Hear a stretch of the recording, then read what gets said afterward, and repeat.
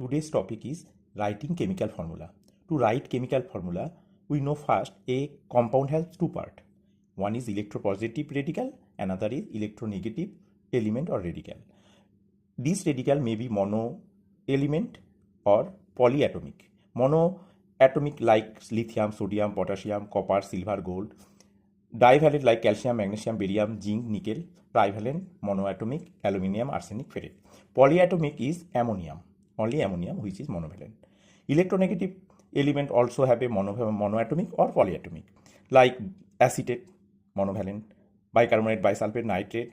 Monoatomic fluorine, fluoride, chloride, bromide.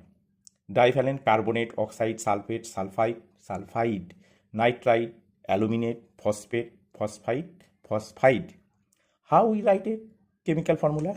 Now, like aluminium hydroxide. Aluminium is trivalent.